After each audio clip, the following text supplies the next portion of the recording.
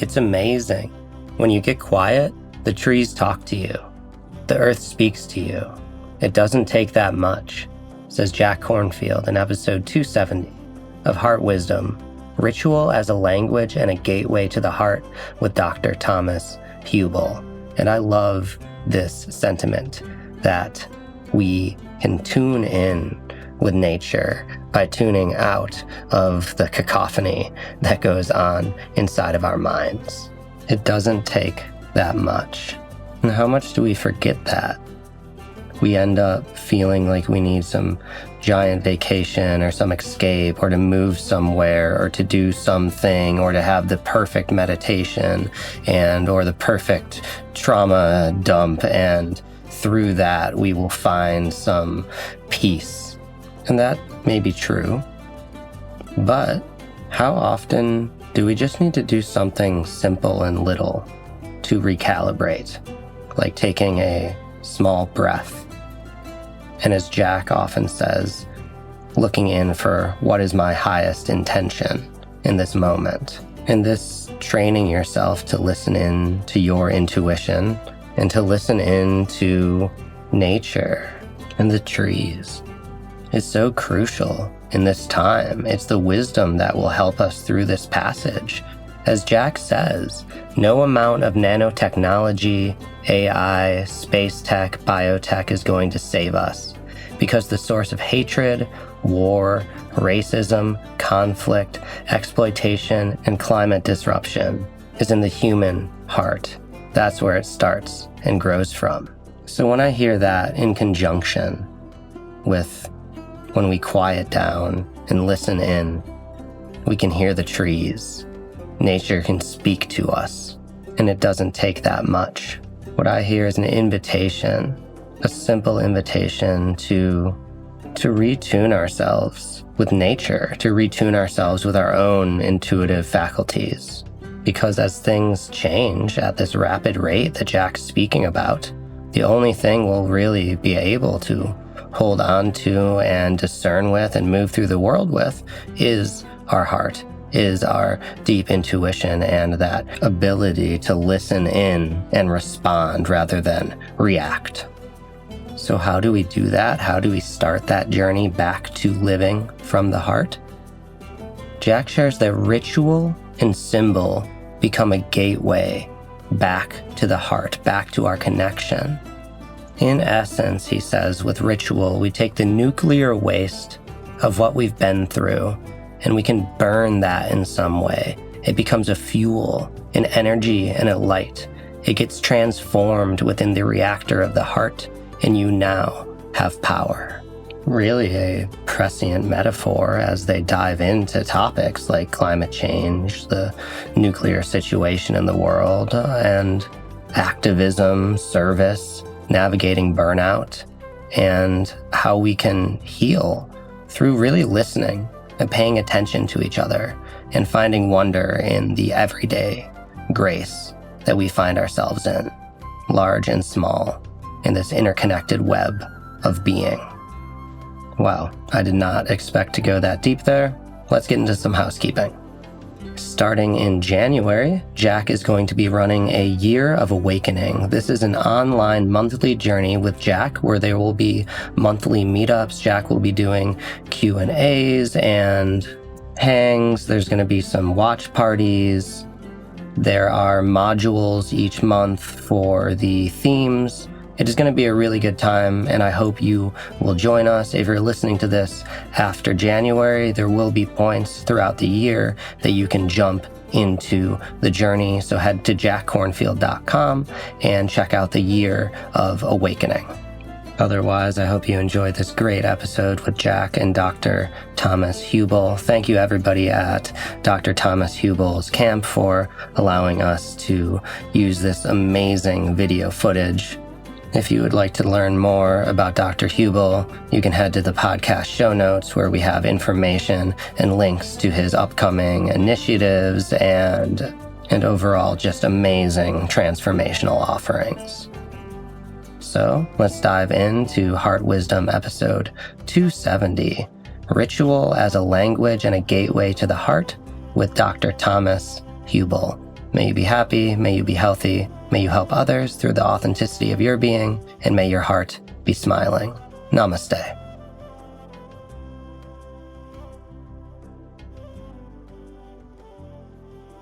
So hello and welcome, Jack. I'm so happy to be sitting here with you. And first of all, warm welcome to our course here. And I see you as, one of the big pioneers. I remember when I don't know, when I was 19 or 20 and I read your book, and that it immediately spoke to me. And there was like a deep resonance to how you combine like spirituality, deep practice, contemplative practice with psychotherapy. And so I always thought that that's a great combination. So first of all, thank you for all your work and thank you for being here. Thank you, Thomas. Can I start with a couple things and then you'll have questions for me? This is amazing. Fantastic. A statement and a poem. I think the poem first, because it sets ground for whatever work collectively we're all doing. And it's a very simple poem by Stella Nasanovich called Everyday Grace. It can happen like that, meeting at the auto repair, buying tires amidst the smell of rubber or the grating sound of jackhammers and drills. Anywhere we share stories, grace flows between us. The tire center waiting room becomes a healing place as one speaks of her husband's heart valve replacement, bed sores from complications. A man speaks of multiple surgeries, notes his false appearance as strong and healthy. I share my sister's recent death from breast cancer, her youngest only 7. A woman rises, gives her name, Mrs. Henry, then takes my hand. Suddenly, an ordinary day becomes holy ground. And I think it was Carlos Williams who wrote, "You can't get the news from poetry, but men and women die every day for lack of what is found there," which is to say the lack of soul, spirit, heart connection, that sort of thing. Then the other thing I want to start with in the conversation, we can talk about spiritual injury and healing and all that stuff. Because one of your gifts is really to look at the multiple dimensions of healing or the multiple dimensions of connection. 2 things. First, it's very clear that no amount of outer development at this time in the world with all the issues that we faced is going to stop continuing warfare. It's not stop racism, stop tribalism, stop climate, disruption, stop the kind of things that we all see globally and experience as suffering.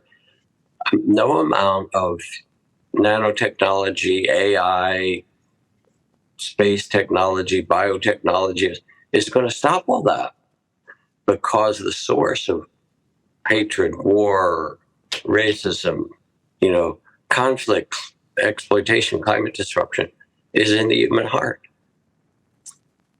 That's where it starts and where it grows from. And therefore, the outer developments, which are becoming really remarkable, have to be matched by the inner developments of humanity, which is really what our conversation is about. Is okay, we have this outer focus in the world, but we're still steering it. I guess it was E.O. Wilson who talked about us having Paleolithic emotions, medieval institutions, and godlike powers, a recipe for some problems. So here we are, Thomas. We find ourselves in these difficult times, which are not new. These are our human times, and there's suffering. It's the Buddha's first noble truth. There is. And yet we also sense there's a possibility of redemption for us individually, but more than that, collectively. So I'm going to say one more thing. I'm just blabbing, but I'm looking at the students who are listening, and I'm going to throw a question at you as well. This is actually instruction from the Buddha, where he says, live in joy, in love, even among those who hate. Live in joy, in health, even among the afflicted. Live in joy and peace, even among the troubled. Look within, be still, free from fears and attachments. Know the sweet joy of living in the way things are, in the way, the Dharma. And so this is also a challenge. He doesn't say, let's get rid of, disease, and let's get rid of all these problems, but find a way to live with it, a joyful way to be alive amidst it all. Okay, I'll stop. I laid out a few little things just to begin our conversation. How is this? It's lovely, because I'm always amazed. Every time I speak to you, I'm amazed like how fast, you're creating like depth. And so immediately when you speak, it reaches me, like I can feel the quality that you transmit, and it lays a ground for depth. So exactly what you said in the poetry, like that its soul comes into the room. And I feel that when you just spoke, like I can feel soul coming into our space. So, and I'm sure others who are listening now can feel something similar. And so that's beautiful. I think that you already said many things that are like our conversation anyway. So I'm curious. Like when I listen to you, I hear the depth of your lived experience combined with your deep practice, and I'm just curious to hear a little bit from your life experience also around the combination of how do we reduce suffering through spiritual practice is one part of our spiritual practice. Any kind of therapeutic or trauma work, how can they be combined? How are they maybe bypassing what's needed? And just as you started, this is beautiful. I think it's very inspiring what you bring. What I'll be saying is what your whole current project is about. So it's not like news to all of you who are listening. A really simple thing to say, and this has to do with the interest in the West in these Eastern practices, which I've been involved in as a Buddhist monk and a teacher. But, there's Buddhist and Hindu and Taoist and all this stuff. Maybe we could port it over to talk about interest in indigenous spiritual practices too. But one of the things that we've done as a group of people interested is we've filtered them through the same problematic lens that is our suffering. In a way, your book and our conversation is trying to undo what happened at the Enlightenment. We'll use Enlightenment in the other way, in the whatever it is, 1600s or something, when science became uplifted instead of just faith in the doctrine of the church. And that allowed for the whole revolution of technology and different ways of knowing. But unfortunately, by discarding the church, it also discarded this whole dimension of the sacred and of our interconnection and so forth. So this is the Western dilemma in this territory that we're talking about, that we've separated form from soul, if you will. And we have capitalism, which has lifted up a lot of people and destroyed a lot of things because it doesn't have that connection still. And in a way, I think all of you who are listening or have some kind of spiritual practice, you feel it. This isn't like news to you, but this is, in a way, this is the humanity's project to reclaim, certainly the modern world's, to reclaim this deep connection that wasn't there. Now, the weird thing is how parallel this is, that when I and various others of friends and colleagues went to Burma and India and Japan, the Buddhist and Hindu kind of pilgrimage, in many cases, we wanted the deep esoteric training that would get us the fastest road to enlightenment, with very little money down and, with good old Western, know-how and grit. We'd come in and we'd get enlightened. And the problem is that, for example, when I would go to a great monastery in Burma, where several thousand people would come and stay for a month or 3 months and transform themselves in certain ways. I want the deep thing. I want to dissolve my body into light and have visions and connect to the cosmic consciousness, which you can do. It's completely far out. But what was not apparent is that monastery or that training center was held in an entire culture of ethics, of generosity, of interdependence. The people who went there to practice had families and communities back that were cheering for them, and then they would go back and bring what they learned, and the communities were filled with devotion and love and rituals and things. And we said, oh, that's low class. We want the enlightenment, and it was a problem. And there were two parts to the problem. Okay. One is that we didn't see the blessings and riches of the whole interweave. We just wanted, okay, I took acid. Now I want to replicate that in meditation. I mean, we're just getting down here, right? And that created its own problem, even as we brought those teachings here, those of us who did, with the blessings of our teachers, not as cultural appropriation exactly, but they came with us. They said, yeah, do this. But we brought that problem. And people would meditate. And as you know, there was a spiritual bypass. Okay, I don't really have to deal with my trauma. We'll get to that. But there was the cultural bypass. Yeah, we were out protesting certain wars and things like that. But what we didn't notice is, again, that these teachings were held in the bodhisattva ideal of interdependence, and you can't separate your own awakening with the awakening to our interrelations. So people would meditate, and their trauma would come up, or their family suffering, or whatever. And first, there was a lot of bypass. Okay, this isn't spiritual. Good God, if that's not spiritual, if love isn't spiritual, what kind of spirituality is this? If you want the experiences, you can take psilocybin, which is a totally cool thing to do. I'm all for it, or drop some acid or whatever. But it's got to be more than that. It has to be integrated and alive. So we did the bypass, and then I realized it. I finished my PhD in clinical psych pretty early as I was teaching. I said, whoa, we need these tools, which are basically relational mindfulness. And if you look at Buddhist teachings, the Eightfold Path,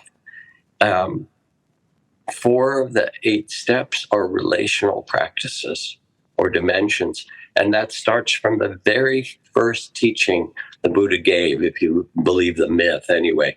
Here's the Noble Truths in the Eightfold Path, and includes right relationship, right livelihood, right wise speech, right intention with others of caring.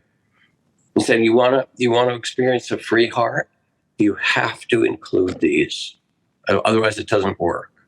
So we made the Western kind of cultural mistake of like, give me the high. I want the high and forget all the rest. I don't want to care about my family. The other mistake, James Hillman wrote a book. You may know it, Thomas. Do you know Hillman's book? We've had 100 years of therapy and the world's getting worse. He's a very famous Jungian analyst and a cultural critique.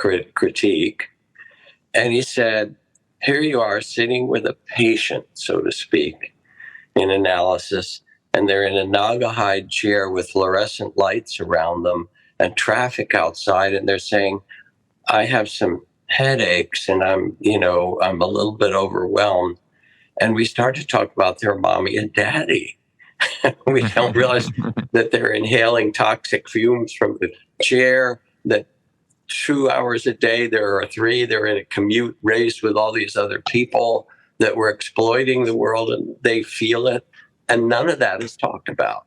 And that was partly because psychotherapy, thanks to Carl Jung and Ziggy Freud and others, which is brilliant and fantastic, it was individual. And even Jung talked about collective this and that. But, that was a little small gesture to the fact that almost all of it was actually individual. So when we come to spiritual practice, we come to a different thing, because there's temples and churches and mosques and, native sweat ceremonies and Sundance and all these kind of things. And we come into a very different system, which is really an interrelational one. The Catholic Church knows it. I mean, they want to build their parishes. They have the economic problem that they want to be the interlocutor to God. So Father Thomas Keating, who wonderful, wise Christian mystic, said to me at one point, because he sent some of his monks to learn Buddhist practice to help them. He said, we had a lot of these practices, but when Martin Luther nailed that little proclamation to the door, he said, the church hid them away because they were giving people a direct route to the divine. And it would have put us out of business. So this is a kind of, we're talking together as people who have a spiritual interest, where we are in the world. We know we need it. We've forgotten our interconnection, and that we can't just make it an interior process, that we have to deal with our history and past and ancestry, all of that, which has always been true, but we have to do it together and feel that we're together in it.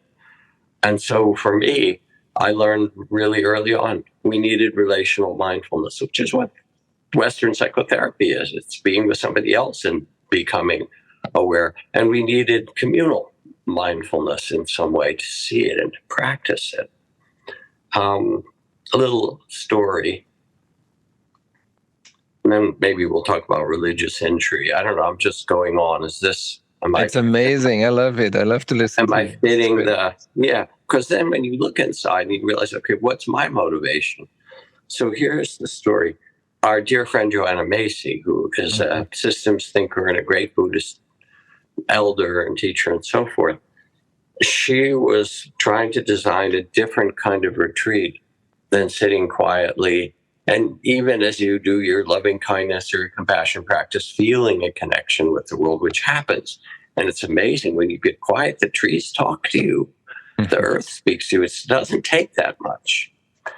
But she was really concerned about how to illuminate that deeper connection for people, that yes, you can feel inside, but as one of my Zen teachers would say, one more step is necessary, or 2. So they did a retreat called, Council for All Beings, Joanna and John Seed, a great environmentalist. And they would go and meditate out they'd get a camp and rent it for a week out under the great redwood trees or by some amazing stream, and they'd get quiet and they'd get deep. So as you can when you get quiet, so that the trees do talk to you, or so that your sense of this separate body starts to dissolve into the vibrations and light that we're all made of. Then they would send the participants to spend a day out in the woods and by the stream and so forth, and say, find a species that particularly speaks to you in this time, this ecological difficult time. And to be playful about it, once you find one that really you commune with, if anything, change what you're wearing to represent it a little bit. So it's a little symbolic, playful. And they came back together in a council. And then in that council, they were asked to speak not as themselves, but to give voice to the particular species that they were connected to. And someone would sit there and say, I speak for the salmon. Our rivers are drying up. Our children have nowhere to go. Our numbers are dying. I want you to hear that we need water released from the dams. We need clean water and not the toxic things and so forth. That I speak for the salmon. You have to hear me. And someone else would say, I speak for the earthworms, or I speak for the dolphins. What are you doing to our seas where I swim? I can't even hear my brothers and sisters when the big ships go by. And what it did is it changed the individual practice of consciousness to the web of being, in a ritual way, in an outer way. But ritual, like the poem that I started with, ritual is a language, a very profound language. When you light a candle, the fire element, everybody goes, oh, fire is here.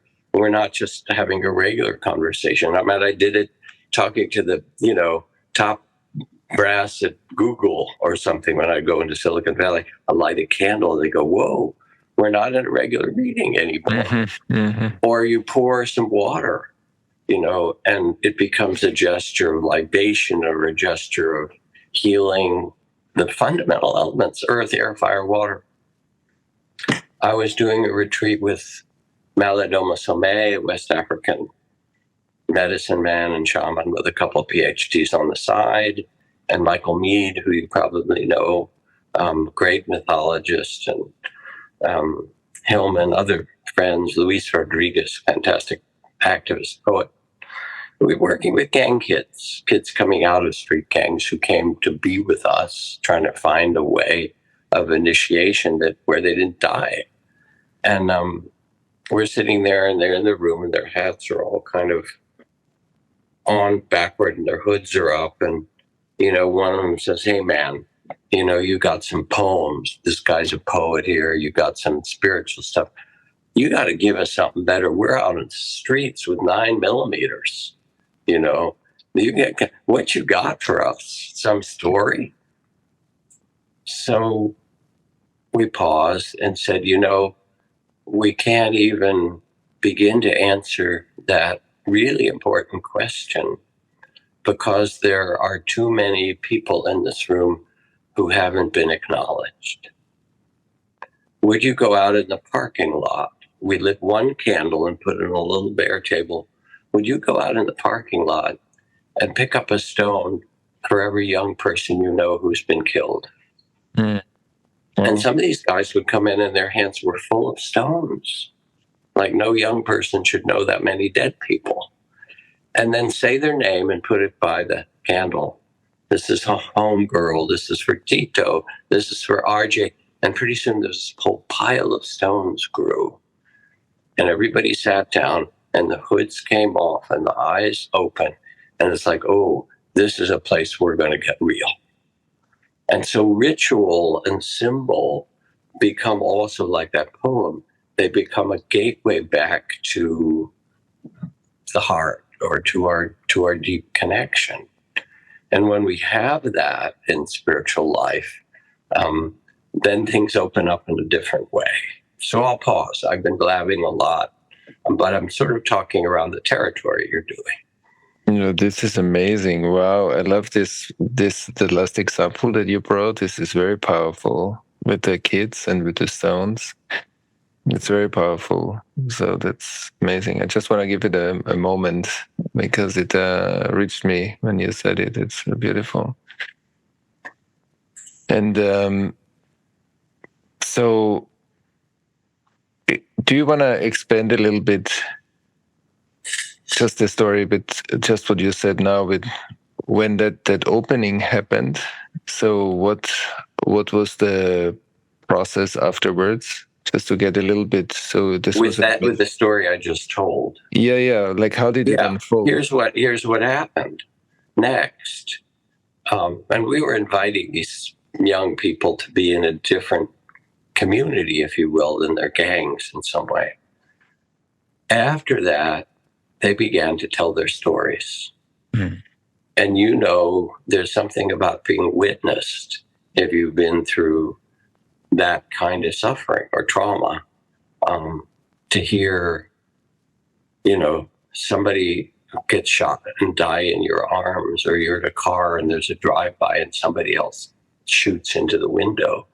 All these things. It's an undeclared war on the streets. And in a culture where young people turn against each other, it's really speaking about the absence of the true mentors and guides. These are abandoned children. I think there was an African expression that said, if a child feels no warmth in his village, he will come back and burn it down to feel the heat. And so these are all abandoned children in some way. And they're also quite aware that they're in communities often where, you worked a lot with the Holocaust in Germany and stuff like that. They're aware that there are trains waiting to take them to prison. If you're born here and you're a young man, especially young women too, 50% likelihood you'll be put on one of these trains. Mm-hmm. So they're aware of all this. So they would tell their stories. And then maybe Michael Meade would tell a myth about a warrior, because they can see themselves as trying to initiate themselves, which you can't quite do, as a warrior. An African myth or a Tibetan myth about a warrior coming home and bringing the powers that they gained in that conflict, which all these people would back to be a blessing to their family and community. And then other stories would be told, and a poem would be read to say, yes, you're not the first one to be in this suffering. Here's the voice of our wisdom ancestors. Let's hear this and realize how we might hold this and what we can do with it's like the nuclear waste of what you've been through can also burn in some way that opens, that becomes the fuel for energy and light. It gets transformed in the reactor of the heart, and you have a power now. So those kind of conversations and movement, and we had other kinds of teachings and rituals and stuff like that. Yeah. Mm. Wow, it feels very lovely to me and very strong. Like, I love the ritual with the stones and how it opened up immediatay. It touched it. Yeah, it's so simple. It doesn't take a lot. Exactly. Yeah. I mean, I went last year, and Trudy and I are about to go again to the Oslo Freedom Forum, which takes place in Oslo. I don't know if you know it. I wasn't there. By Human Rights International. And it's at the same place where the Nobel Peace Prize is awarded. Mm-hmm. Only instead of one person getting the Nobel Peace Prize, they bring together 40 people, all of whom would be easily eligible for the Nobel Peace Prize. And they teach and they learn from one another and so forth. And it's an amazing group, heroic in the usual sense of that the majority have spent time in prison or have been beaten and tortured. And yet here's the women standing up against female genital mutilation in Somalia and has a huge following to do it. And here's a radical and, standing up in one of the former Soviet republics against going back into the Russian fold. And here's somebody from the Amazon working with the indigenous communities to try to help stop the lighting of the fires, who's been thrown in prison for organizing that several times, And the reason Trudy and I were invited is that these people know how to take care of or how to stand up in courageous ways, like Navalny. There were a bunch of friends of Navalny there from doing the same work. But they don't know how to take care of themselves. And so they get sick, they get overwhelmed, they get exhausted, they get burned out. I mean, I had a friend, dear friend, who's been fighting the forest fires in the Amazon. When she learns of a great new fire somewhere, the next day her menstrual period starts because her body is on fire. And we had to work together using symbols and meditations and understandings of the collective that would allow her to honor the work she does, but not run it through her nervous system and her body.